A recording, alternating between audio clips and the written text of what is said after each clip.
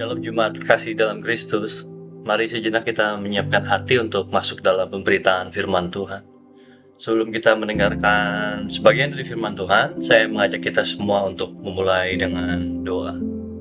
Terima kasih pada kesempatan yang Tuhan berikan pada hari ini. Sesuatu yang indah untuk kami semua. Terima kasih Tuhan untuk kebaikan-Mu, untuk kesetiaan Tuhan pada setiap kami yang boleh hadir saat ini. Sebentar kami akan mendengarkan sebagian firman-Mu. Kami memohon untuk Roh Kudus memberikan kami kemampuan untuk mengerti, menangkap setiap kebenaran firman-Mu.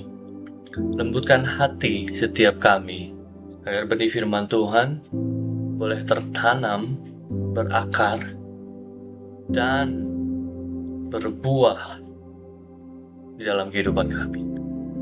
Inilah doa dan permohonan kami. Di dalam nama Tuhan Yesus, kami sudah berdoa. Mari setiap kita yang percaya bersama-sama berkata, amin. Saudara yang terkasih, saya mau ngaku nih sama saudara-saudara sekalian bahwa saya ini orang biasa.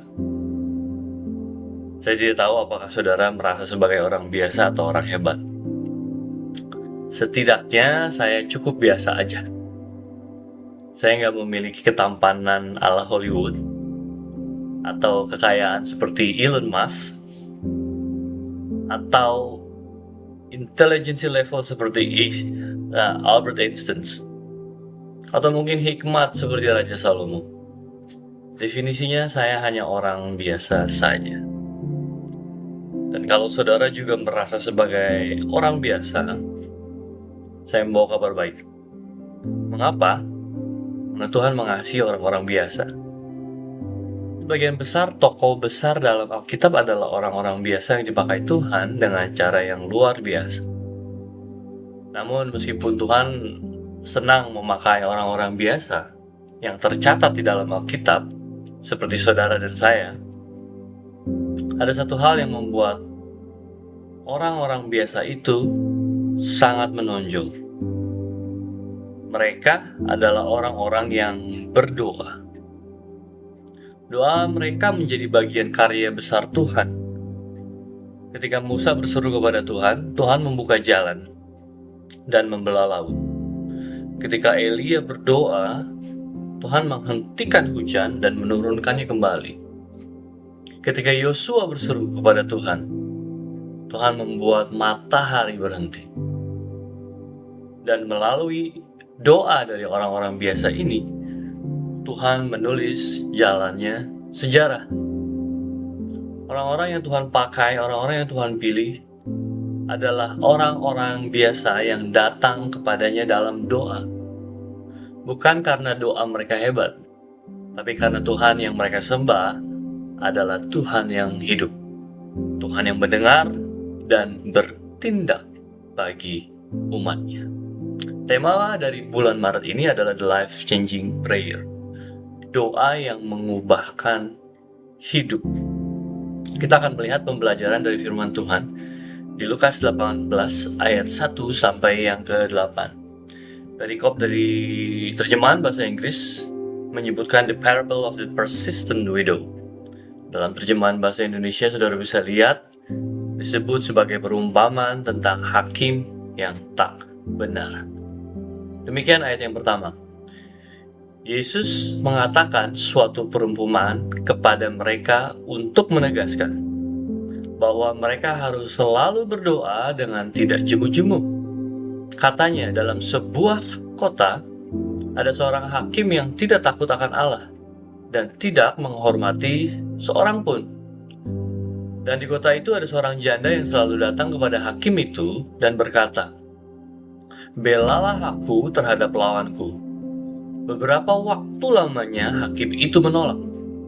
Tetapi kemudian ia berkata dalam hatinya, "Walaupun aku tidak takut akan Allah dan tidak menghormati seorang pun, namun karena janda ini menyusahkan aku, baiklah aku membenarkan dia, supaya jangan terus saja ia datang dan akhirnya menyerang aku." Kata Tuhan, camkanlah apa yang dikatakan hakim yang lalim itu. Tidakkah Allah akan membenarkan orang-orang pilihannya yang siang malam berseru kepadanya? Dan adakah ia mengulur-ngulur waktu sebelum menolong mereka? Aku berkata kepadamu, ia akan segera membenarkan mereka. Akan tetapi, jika Anak Manusia itu datang, adakah ia mendapati iman di bumi? Ada sebuah kisah nyata tentang ketekunan yang luar biasa dari Record Astronomic Discovery. Ada seorang tokoh yang bernama Clyde Tombaugh, seorang astronom Amerika, menemukan planet Pluto karena ia menolak untuk menyerah. Setelah para astronom lain menghitung perkiraan orbit dari planet misterius ini, Tombaugh memulai pencariannya pada Maret tahun 1929. Menurut Time Magazine, ia memeriksa begitu banyak foto teleskop hingga tak terhitung jumlahnya. Setiap foto berisi puluhan ribu bintang, dan ia harus membandingkan foto-foto itu secara berpasangan menggunakan mikroskop ganda khusus. Kadang-kadang ia membutuhkan 3 hari penuh hanya untuk memeriksa satu pasang foto. Pekerjaan itu lambat, melelahkan, dan sangat menguras perhatian mata. Tombaugh sendiri menyebut bahwa pekerjaan ini sangat brutal dan sangat membosankan. Namun ia terus melakukannya selama berbulan-bulan. Lalu secara total ia memeriksa sekitar 20 juta bintang satu persatu. Lalu pada tanggal 18 Februari 1930, ketika ia membandingkan 2 foto dari rasi bintang Gemini, ia melihat sebuah titik kecil yang bergerak yang disebut planet Pluto. Penemuan ini menjadi salah satu penemuan astronomi paling dramatis dalam hampir 1 abad. Lukas 18 ayat 1-8 mengajarkan bahwa kita harus berdoa, tidak jemu-jemu. Ketekunan dari Clyde Tombaugh menggambarkan bagaimana kegigihan dapat membawa seseorang pada terobosan yang besar. Namun, tidak seperti astronomi. Doa memiliki dimensi yang jauh lebih dalam. Dalam doa, kita bukan hanya bekerja keras. Kita berhubungan dengan Allah yang hidup. Karena itu, ada satu peringatan penting. Kita, saudara dan saya, bisa tekun berdoa, tetapi tekun dalam doa yang salah. Jika permintaan atau motivasi kita tidak selaras dengan kehendak Tuhan. Firman Tuhan pernah berkata, Matius 6 ayat 33, tetapi carilah dahulu kerajaan Allah dan kebenarannya, maka semuanya itu akan ditambahkan kepadamu. Seek first the kingdom of God and His righteousness, and all these things shall be added to you. Lalu di Matius 6 ayat 10, mendahului dari ayat ini, firman Tuhan berkata, jadilah kehendakmu di bumi seperti di surga. Kita bisa mengerti, ayat ini berkata tentang satu prioritas utama. Yesus menempatkan kerajaan Allah sebagai pusat orientasi hidup, bukan kebutuhan materi. Dan juga ini berbicara tentang penyerahan total. Kita meminta agar rencana Allah, bukan agenda kita yang terjadi. Dan yang paling penting, ini berbicara tentang standar dari kerajaan Allah. Di surga kehendak Allah dilakukan dengan sempurna, sukacita, dan tanpa penundaan. Jadi kesimpulannya, ketekunan dalam doa bukan sekedar soal tidak menyerah, tetapi soal hati yang diarahkan kepada Tuhan, bukan pada keinginan diri sendiri. Di ayat yang ketiga, kita boleh lihat, dan di kota itu ada seorang janda yang selalu datang kepada hakim itu dan berkata, belalah aku terhadap lawan. Dalam perumpamaan ini, Yesus menggambarkan seorang janda yang terus datang kepada hakim yang tidak takut akan Allah dan tidak menghormati siapapun. Hakim ini akhirnya mengabulkan permintaan janda itu. Bukan karena ia peduli, tetapi karena janda itu terus mendesak dan ia tidak mau terus disusahkan. Pertanyaannya, apakah ini berarti bahwa doa kita dijawab karena kegigihan kita? Jawaban Yesus, bukan kegigihan yang memaksa Allah. Tidak. Yesus tidak sedang mengajarkan bahwa kita bisa memaksa Allah melalui intensitas doa kita. Satu contoh seperti saudara punya anak, atau saya punya anak. Seringkali ada kecenderungan dan keinginan untuk kasih sesuatu mainan baru atau aktivitas baru, supaya anak kita nggak ganggu kita. Tuhan tidak seperti itu. Yesus sedang memakai perbandingan kontras. Jika seorang hakim yang tidak adil saja akhirnya bertindak karena desakan seorang janda, apalagi Allah, Bapa yang adil, penuh kasih dan memperhatikan umatnya siang dan malam. Artinya Allah bukan hakim yang enggan. Allah tidak dipaksa oleh ketekunan kita. Allah tidak berubah pikiran karena kita cukup keras memohon. Doa tidak mengubah kehendak Allah. Alkitab menegaskan di Mazmur 33 ayat 11, rancangan Tuhan tetap selamanya. But the plans of the Lord stand firm forever, the purpose of His heart through all generation. Jadi doa yang tekun bukan alat yang kita pakai untuk mengolah. Doa yang tekun bukan alat yang kita pakai untuk mengolah hasil doa sesuai keinginan kita. Doa seperti jembatan yang kokoh yang Allah bangun, agar kita dapat menyeberangi jurang antara kelemahan manusia dan rencana kekalnya. Saat kita tekun dalam doa, kita melihat sisi satu di mana ada jurang keterbatasan kita, yaitu ketakutan, kebingungan, lalu kekuatan yang sudah habis. Tapi di sisi lain, kita lihat ada kesempurnaan Allah, ada hikmatnya, ada kehendaknya, ada kuasanya yang tidak berubah. Jadi apa yang terjadi ketika kita bertekun dalam doa? Doa menyelaraskan hati kita dengan kehendak Allah. Doa membentuk iman, ketekunan, dan ketaatan seperti yang Yesus ajarkan di dalam Lukas 18 ini. Dan yang terpenting, doa membuka ruang bagi Allah bertindak sesuai rencananya. Doa ini menghubungkan kita dari jurang pemisah, dari jurang keterbatasan, dari jurang ketakutan, untuk kita sampai pada kesempurnaan, pada rancangan Tuhan di dalam kehidupan kita. Seperti kutipan Jonathan Edwards pernah mengatakan, prayer is as natural an expression of faith as breathing is of life.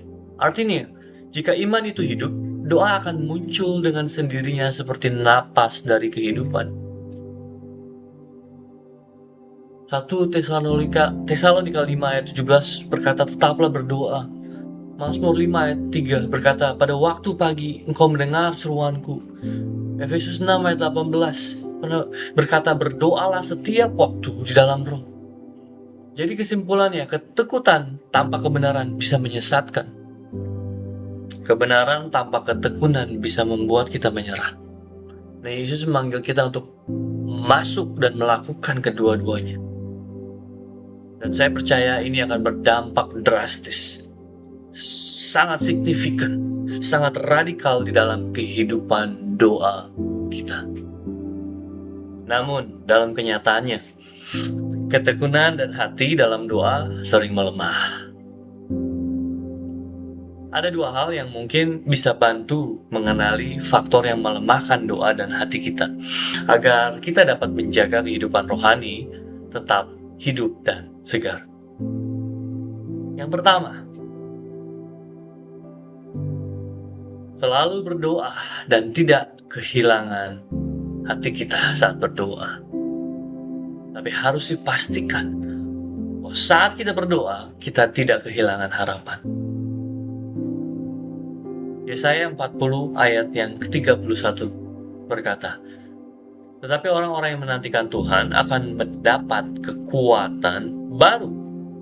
Mereka akan naik dengan sayap seperti Raja Wali. Mereka akan berlari dan tidak menjadi lesu. Mereka akan berjalan dan tidak menjadi lelah. But those who wait on the Lord shall renew their strength. They shall mount up with wings like eagles. They shall run and not be weary. They shall walk and not faint." Naik dengan sayap seperti Raja Wali. Perhatikan, mendapat kekuatan baru. Raja Wali tidak melawan badai. Ia memakai angin badai untuk terbang lebih tinggi. Ini menggambarkan bahwa Tuhan tidak selalu menghilangkan masalah kita, tetapi memberi kemampuan untuk melampaui masalah dan melihat dari perspektif yang lebih tinggi, bukan dari kekacauan badai di bawah, tapi dari atas. Pilihannya ada di kita. Apakah kita melihat ini sebagai kesempatan untuk naik lebih tinggi bersama Tuhan, atau alasan untuk kita berhenti berdoa? Dan harapan ini diuji kemurniannya ketika masa depan kita terlihat ditentukan di tangan orang yang tidak takut Tuhan dan menghormati manusia. Seperti hakim yang tidak adil nih. Di ayat kedua ada seorang hakim yang tidak takut akan Allah dan tidak menghormati manusia. Lalu di ayat yang keempat, beberapa waktu lamanya hakim itu menolak. Model seperti ini yang kita bisa lihat di kehidupan kita sekarang. Jadi hakim di dunia ini yang menentukan masa depan kita. Tapi lihat, tetapi hakim itu menolong janda itu bukan karena ia takut Tuhan dan peduli pada manusia. Yesus memakai gambaran ini untuk menegaskan bahwa ingat, ketakutan akan Tuhan membuat seorang peka terhadap seruan orang yang membutuhkan. Dan Allah tidak seperti hakim yang tidak adil. Hatinya justru condong menolong mereka yang berseru kepadanya. Saudara akan bertemu dengan orang yang gak akan takut Tuhan. Ya, saudara akan ketemu orang yang gak pernah menghormati manusia. Ada. Tapi camkan baik-baik. Saat orang yang gak takut akan Tuhan ketemu saudara yang takut akan Tuhan, dia lagi melawan Tuhan. Ketika kita menghadapi situasi di mana keputusan hidup berada di tangan orang yang tidak takut Tuhan, atasan kita, sistem pemerintahan, atau pihak yang tidak peduli, kita diingatkan untuk tetap berdoa. Bukan doa yang penuh keraguan, tetapi doa yang tidak kehilangan hati percaya bahwa masa depan kita ditentukan oleh Allah, bukan oleh manusia. Ingat, orang yang saudara hadapi sedang menantang Allah yang besar. Karena saudara ada dalam perlindungan Tuhan. Masa depan kita tidak pernah dibatasi oleh pengaruh manusia atau kondisi hidup ini. Harapan kita berakar pada kasih sayang Tuhan, bukan keputusan manusia. Ada satu kisah nyata, seorang milioner bernama Eugene Lang. Satu occasion dia diminta berbicara kepada kurang lebih mungkin 60 murid duduk di bangku SD kelas 6. di daerah East Harlem. Anak-anak ini diprediksi akan drop out atau tidak bisa akan melanjutkan sekolah mereka. Banyak faktor dari lingkungan, keluarga, financial, dan apapun yang lain. Kurang lebih, kebanyakan dari anak ini akan drop out. Lalu Eugene Lang merasa bingung apa yang harus dia katakan. Dia menyisihkan diri dan dia berpikir merenung. Saat dia coba menulis rangkaian perkataan untuk disampaikan ke anak-anaknya, dia menyingkirkan catatan itu dan dia memilih untuk berbicara dari hati. Lalu Eugene Lang berkata seperti ini, "Tetaplah di sekolah. Jika kalian bertahan sampai lulus, aku akan membantu membayar biaya semua untuk kuliah kalian." Wow, kalimat itu mengubah hidup mereka. Untuk pertama kalinya anak-anak ini punya harapan. Seorang murid bahkan berkata, "Aku punya sesuatu yang dituju sekarang. Rasanya seperti emas." Hasilnya luar biasa. 90% dari anak-anak di kelas itu semuanya lulus dari bangku SMA dan lanjut ke universitas. Eugene Lang adalah seorang filantropis, milioner dari New York. Janji yang dia ucapkan itu menjadi titik awal program yang kemudian dikenal sebagai I Have a Dream Foundation. Sampai sekarang masih ada. Eugene Lang meninggal tahun 2017. Ingat, ini janji manusia. Seorang Eugene Lang bisa berubah dan bisa saja ia mengingkari janjinya. Tapi saudara harus ingat, Tuhan tidak pernah berubah. Nah, sekarang pertanyaan, apakah kita mau letakkan harapan kita pada apa yang terlihat dengan mata kita? Apakah kita mau letakkan harapan kita pada manusia yang berdiri di depan kita? Atau pada iman kita kepada Tuhan? Di mana di Yeremia 29 ayat 11 berkata, "Sebab aku ini mengetahui rancangan-rancangan apa yang ada padaku mengenai kamu. Rancangan damai sejahtera dan bukan rancangan kecelakaan." Apapun yang kita sedang doakan saat ini, bersukacitalah pada masa sekarang dengan pengharapan jawaban Tuhan pada masa depan. Pada akhirnya, saudara akan sadar, saat saudara sampai di masa depan, karakter saudara akan berubah. Saudara akan didewasakan dari masa-masa lalu. Jadi, apa yang kita rasakan hari ini akan berubah di masa depan. Lalu saudara akan berpikir seperti ini dan saudara akan berkata, seberapa banyak kita sering nih melihat ke belakang dan berkata, "Aduh, kok gitu ya gue dulu? Kok nggak bijaksana ya? Kok kekanak-kanakan ya?" Itu kita bisa berbicara pada masa lalu kita. Ingat, letakkan sukacitamu hari ini. Apapun jawabannya nanti, sebulan, 1 tahun, 10 tahun, itu terserah Tuhan. Kepastian yang Tuhan berikan, rancangan Tuhan tidak pernah jahat dan mencelakakan. Damai sejahtera untuk saudara dan saya. Jadi bersukacitalah dari sekarang. Jangan tunggu jawaban doa itu ada, saudara bisa bersukacita. Berharap bahwa Tuhan pasti memberikan yang terbaik untuk kehidupan saudara dan saya. Karena itu, agar kita tidak kehilangan ketekunan dan hati kita dalam berdoa, kita sampai pada hal yang kedua dan yang terakhir.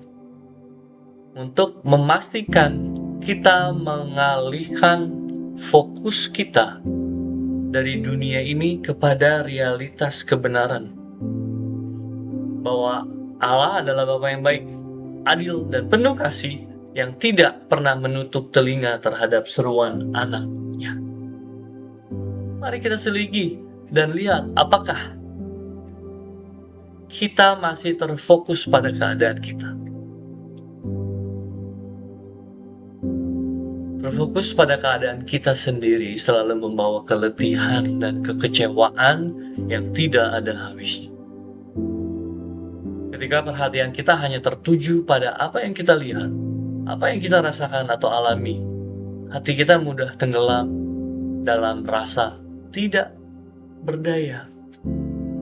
Perhatikan, di ayat yang ketiga, dan di kota itu ada seorang janda yang selalu datang kepada hakim itu dan berkata, belalah aku terhadap lawan.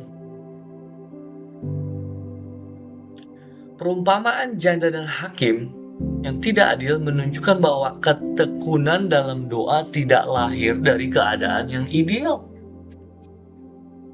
melainkan dari hati yang tetap datang kepada Tuhan meski keadaan tidak berubah. Yang merasa sudah diberkati saat ini, yang merasa makmur, ingat, jangan jauh dari doa. Jangan lupa untuk tekun berdoa, karena berkat yang kita punya mempunyai tujuan. The blessing that we have with a purpose to bless others. Lihat janda ini. Paling tidak dia memiliki 3 rintangan yang harus diatasi oleh keadaan. Pertama, ia seorang perempuan, maka ia memiliki kedudukan yang sangat lemah di hadapan hukum. Dalam masyarakat kuno Palestina pada zaman itu, perempuan tidak pergi ke pengadilan, hanya laki-laki. Ia menjadi kalangan yang tidak penting. Kedua, ia seorang janda, ia tidak memiliki suami yang dapat mendampinginya. Ia kehilangan akses utama sumber kehidupan dia. Lalu yang ketiga, ia miskin. Tidak mampu memberikan suap bahkan jika ia menginginkannya. Tidak heran jika para janda miskin tidak selalu mendapat perlindungan yang seharusnya diberikan oleh hukum. Doa yang bertahan tidak bergantung pada keadaan, tetapi pada roh Tuhan yang ada di dalam kita.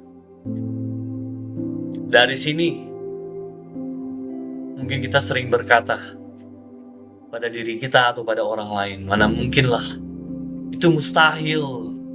Jadi ya kita terima saja takdirnya. Kunci yang kita harus lakukan secara radikal adalah bergeser dari fokus pada keadaan kita kepada Tuhan. Ketika fokus ini bergeser dari keadaan kita kepada Tuhan, doa tidak lagi menjadi beban, tetapi menjadi nafas iman kita. Salah satu bahaya kita terlalu fokus pada keadaan adalah doa kita jadi berpusat pada diri sendiri, bukan pada Tuhan. Dan ketika itu terjadi, doa berubah menjadi daftar keluhan, bukan penyembahan. Ingat, doa menjadi daftar keluhan, bukan penyembahan. Doa jadi alat untuk mempertahankan kenyamanan, bukan sarana untuk mengikuti kehendak Tuhan. Doa juga berhenti menjadi bagian misi Allah untuk menjangkau sesama. Semua terfokus atas kebutuhan kita sendiri. Kita gak pernah bertanya, Tuhan, apa yang mau Engkau lakukan melalui berkat yang Engkau titipkan di dalam kehidupan? Marilah kita melakukannya dengan mata yang tertuju kepada Yesus, yang memimpin kita dalam iman dan membawa iman itu kepada kesempurnaan. Ibrani 12 ayat 2a ini berarti kita berhenti menatap keadaan yang melemahkan, tertuju pada Yesus. Ingat, Yesus yang memimpin kita dalam iman. Iman tidak lahir dari situasi yang baik. Iman kita menjadi matang bukan karena keadaan berubah, tetapi karena kita terus memandang Dia. Maka Yesus berkata di ayat yang terakhir, "Aku berkata kepadamu, Ia akan segera membenarkan mereka.